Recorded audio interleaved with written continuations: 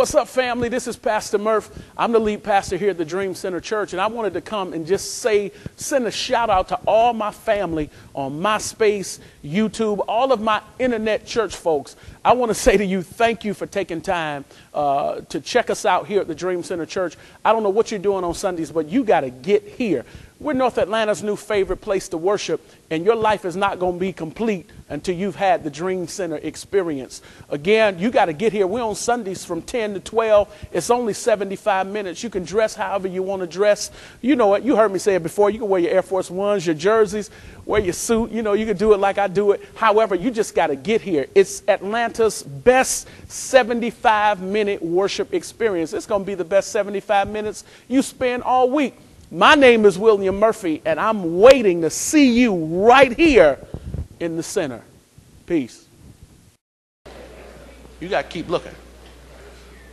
You got to keep looking. Let me go to my text. Read with me.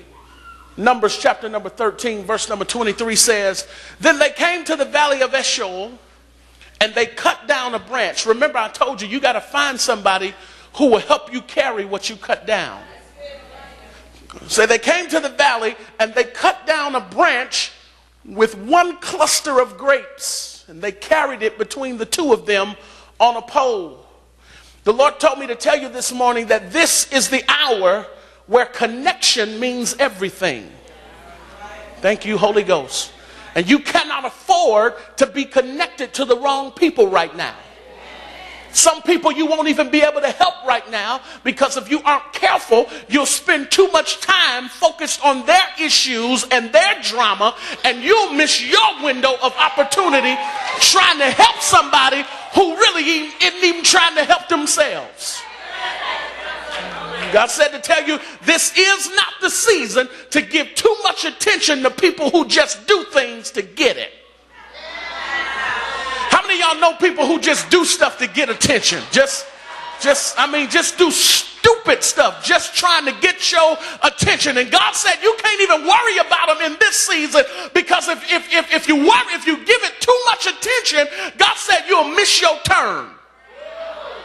He said to tell you this, that distractions are one of the main reasons why people miss their turn and fail to follow the directions.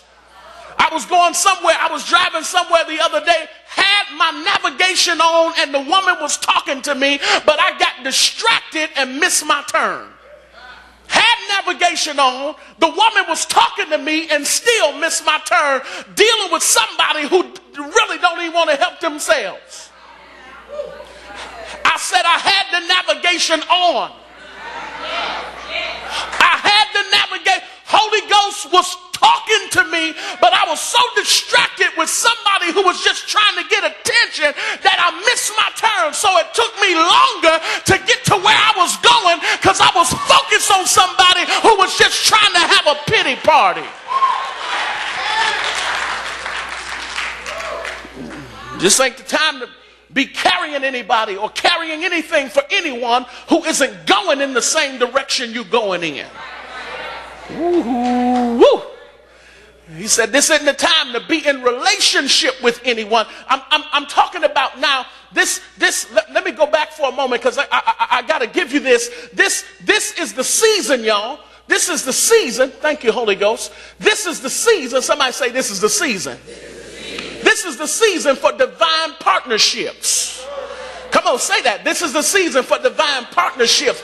It's not coincidence today that Willie and Misty came back today, because God is hooking people up who are going in the same direction. And God said this is not the season to be carrying anyone or carrying anything for any. Look at your neighbor and say, you're going to have to carry your own stuff in this season. If you're going in another direction than what I'm going in, I ain't got time to make sure you get your stuff over here and then come back to mine. Anybody that's, thank you, Holy Ghost. He said this ain't the time to be in relationship with anyone that you have to continuously try to prove your love to.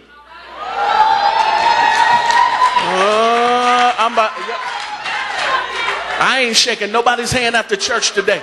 He said anybody, somebody shout anybody that you have to keep breaking breaking your neck for, trying to convince them that you are with them. God said you need to confirm what they feel and find somebody who's going where you're going. If I got to keep trying to convince you that I'm with you, I'm going to go ahead and confirm what you feel because I ain't with you. If I got to keep trying to break my neck, keep spending money, keep on the phone with you late at night trying to convince you that I'm on your side, well, let me go on and help you because I ain't got time to be carrying nothing for you and you going this way and God got me going this way. I can't do it. I can't do it. I can't do it. Y'all got to hear me this morning because for a moment here, I began to worry about the climate of the relationships in our church.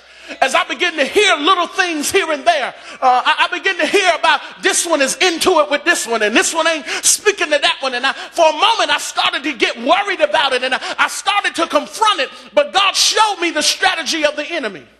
He said the reason the enemy is testing the relationships in our church is because the enemy knows that the only way you are going to be able to possess the first ripe grapes is if you have someone close by that you can trust to help carry what you have taken possession of.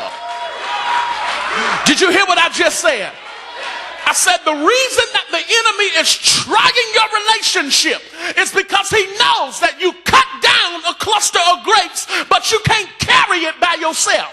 So you got to have somebody close by you that you can trust to help you carry what you cut down.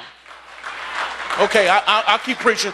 I'll keep preaching. This explains the breakout of drama and strain on the relationships in our church. Because you got to have somebody on the other end of your pole that you know you can trust. I'm preaching good right here, y'all.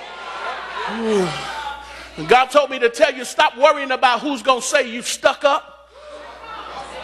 Who's going to say you think you better than they are. And the people that are going to say you got dough and you changed.